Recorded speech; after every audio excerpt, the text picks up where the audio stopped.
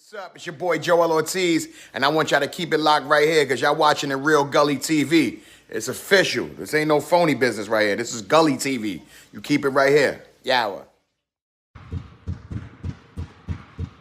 You ready, Nick? Let's get him.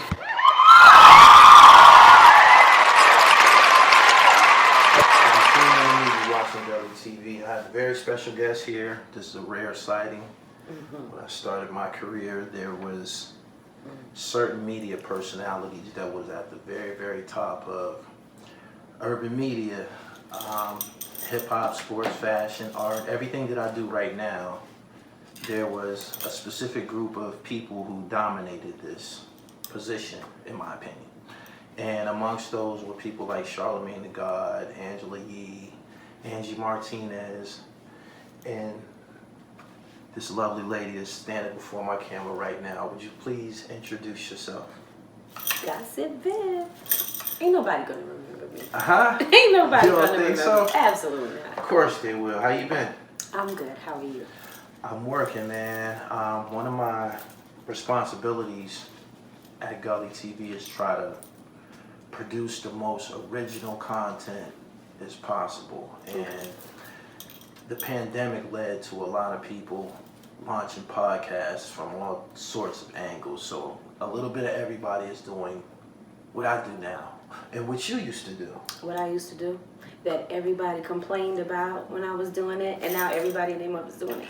Yeah. Go ahead. Is that for real? Oh yeah. People, people In fact, critique you? Yeah.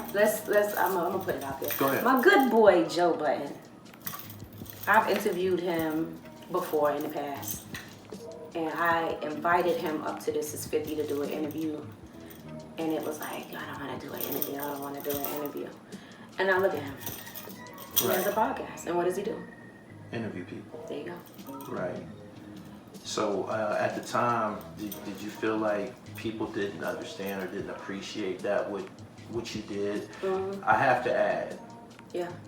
Did you ever feel that your name, Gossip Viv, made people like brace themselves? Yeah.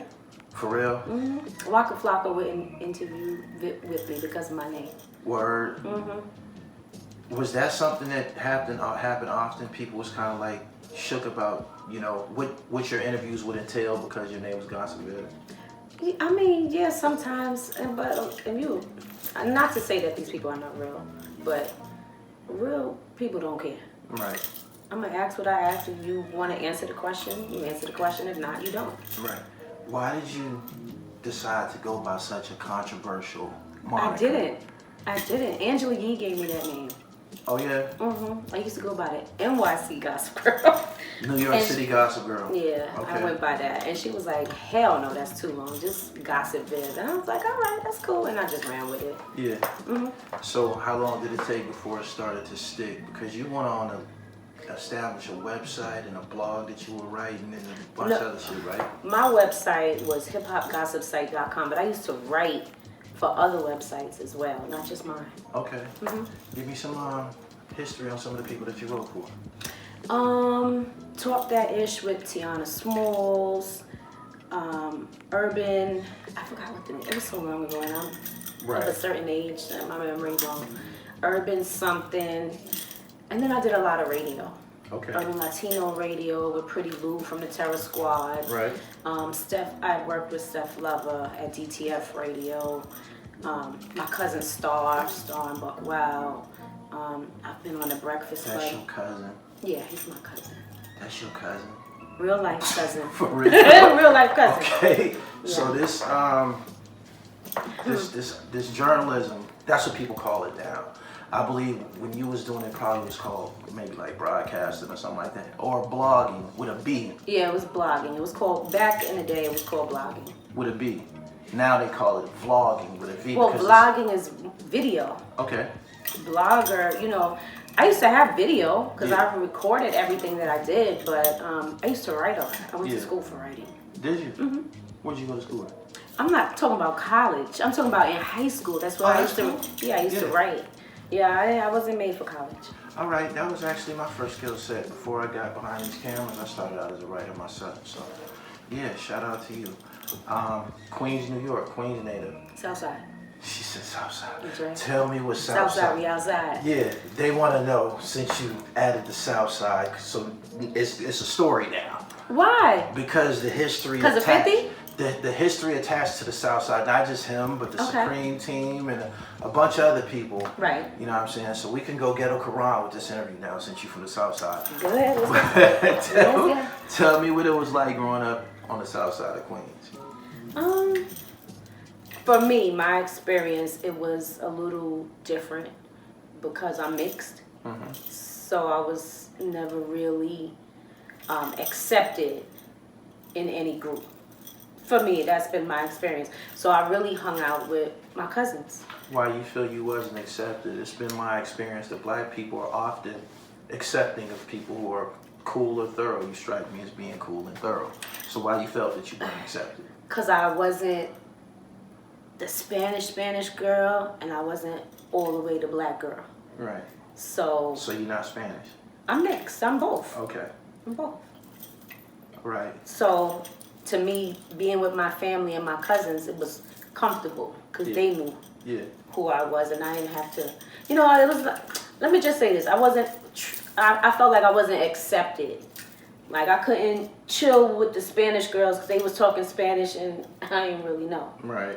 I was like, what the hell? And I ain't, you know, back then, I know more now. You can't talk about me, but back then, I was like, are they talking about me? Right. And then it was like, you know, my black homegirls, it was like, you know, I was considered soft and a punk because, you know, my complexion. Did you go to one of those like famous high schools in Queens, like Andrew Jackson, some shit like that? No, I didn't go to Andrew Jackson. I went to Ida B. Wells. It was a school for pregnant girls. Okay. I initially went to Richmond Hill High School, and then I got pregnant. Yeah. And I went to Ida B. Wells on Jamaica Avenue. Did you ever go to basketball games at Andrew Jackson? No. Okay. I know that and of course everybody's gonna call Andrew me Jackson when I'm doing it. Produced a lot of big time basketball players, namely David Edwards. That's where I was going with it. So of course, you know, I'm definitely big on basketball, so I had to throw a little bit of basketball in there. Anyway, you said Angela Yee gave you your name. Right. She shortened it and it stuck. Okay. So was that your introduction into the field that you were going in? No. Mm-mm. You was putting in work before she gave you the name? Yeah. Okay. Way before. All right. I didn't do the show with Ange until 2012. I was friends with Ange way before that. But you know, in real life, you know, people call you your name. They don't call you your, you know what I'm saying? Yeah. Like you're Gully. Right. But when you're with your people, you're something else. Right. So, you know, she didn't give me that name until,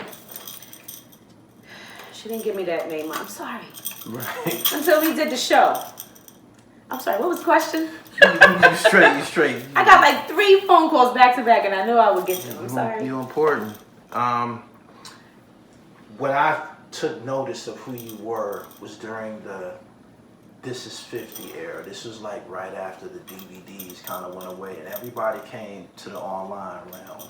And 2 of the platforms that clearly dominated hip hop was World Star, of course, and thiis50.com. How did you become a part of the thiis50.com staff as a personality? Let me just say, my history is way before This Is 50. I helped someone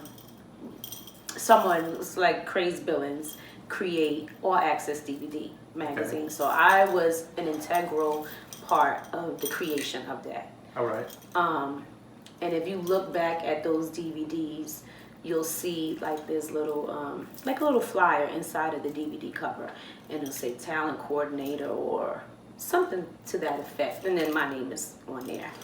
So that was my history. And then from there, I just built relationships with the artists, more so their girlfriends and, you know, whoever they were with. So I knew a lot of the inside scoop. I was at a lot of places where the average person back then didn't have access to. And so I would write a lot of what I seen, what I saw, what I heard, and people gravitated to that. And then it led to me writing for websites. Then I got my own website, and then I did radio. And then from there, Mona Scott Young seen me, put me on the Gossip Game on VH1, and then for This Is 50, they just called me and was like, "Yo, we want you. We want you to be a part of what we got going on." I didn't have to do no interview. I heard there was chicks doing interviews, and a lot of chicks in the industry hated me because I ain't had to do no interview. Nelson called me and was like, "Yo, I'm gonna put you, Heineken, and THRU together. Let's make it happen." I said yes, and that's what happened. So when you first got there, you wasn't doing interviews. What exactly was you doing? What do you mean? When you got to This Is 50? I was doing interviews for my website. Oh, okay. Yeah, I was doing that still, but This Is 50 was just an added thing that I was doing. When you say that, was this like an umbrella situation, whereas you could still be New York City Gossip Girl, Gossip Viv, or whatever, and upload your content to This Is 50? Was that like an indie situation? Where No, I took the content because what I did at This Is 50, Jeremy and them would film, but I would take that and put it on my website. Right. Mm-hmm. Okay. 50 is not a hater. That's my guy. What type of person is he? Since we, because that was going to be one of my next questions. What was it like working? 50 is a great. He's a great mentor. He's a great person. He's one of the realest dudes I know, and he's never. I know his persona with other men is rah rah, but I didn't experience that from him. He is a cool dude. He's a mentor. Gave me great advice. And I have nothing bad to say about 50, ever. During the course of your tenure at This Is 50, whenever something was going on with 50 Cent or G Unit, would y'all like feel that shit at the office?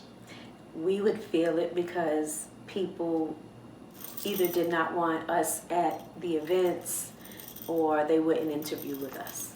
For real? Mm-hmm. Or I would book interviews. See, that's the only thing 50 back then had issues with a lot of people. Yeah.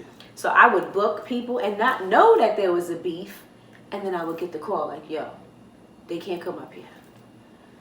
And Graf was one of them. My son was another one. They didn't want them up at This Is 50. They were not allowed. Was this, the My Son thing, was this around the time of the Bang Bang Boogie situation? I'm not familiar with that. They had a group. It was almost like they was kind of like building a super group. It was My Son, Cuban Link, Lord Tariq. No, I'm not aware of that, but I do remember the reason why they did not want My Son up there, because he was in a video with The Game.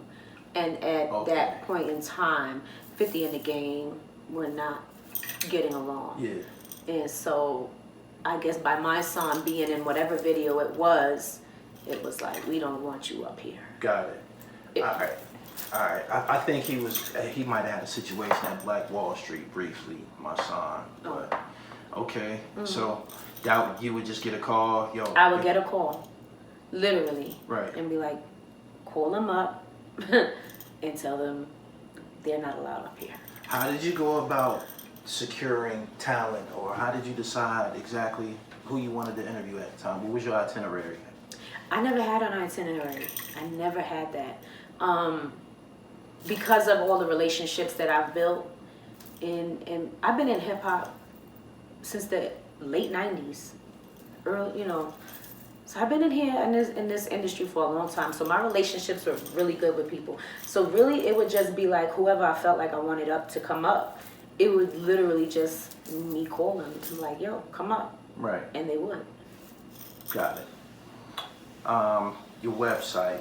What exactly did it consist of? Was it just gossip? Tell me what all a person would encounter at Gossip. It was gossipviv.com, or no, it was hiphopgossipsite.com. Hiphopgossipsite.com. Later on down the line, I did create a website called gossipviv.com, but I ain't really paying too much attention to it, and I stopped. All right, so it was just your written articles there, or written articles, my videos, music, brand new artists, fashion, all kind of stuff.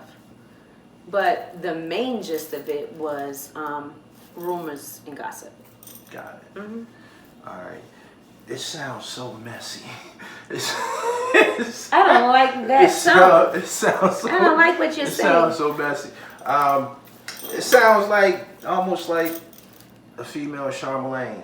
Charlamagne. Yeah, that's what it sounded like. Charlamagne is. You think he's messy? He be in some shit.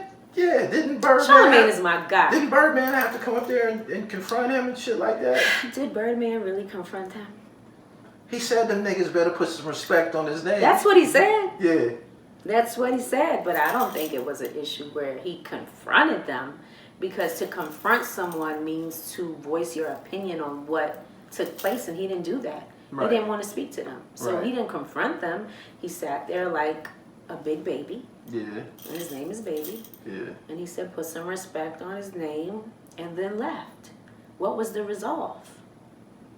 I thought he got his point across. He did get his point across, but what was the resolve?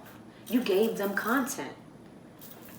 A viral moment. You gave all of them a viral moment that Yeah. no one will ever forget, because look, you're asking me about it. Yeah. See what I'm saying? I have to. So they got their moment. They got what they wanted, whether he said what he said or not. What was it like working with Charlamagne? I just seen you on a clip. Charlamagne. I think maybe a break. Did you work with the Breakfast Club? You know what? I've been on the Breakfast Club so many times, people probably thought I worked. No. Yeah. I've been on the Breakfast Club. I'm like MV, Charlamagne, Ange. Ange is my girl. Yeah. She's a good friend of mine. And not to say that MV and Charlamagne ain't. They good people. So what would you be like, a guest commentator there? Just say, yo, we need you to come out today. Or somebody's out right now. Like, explain.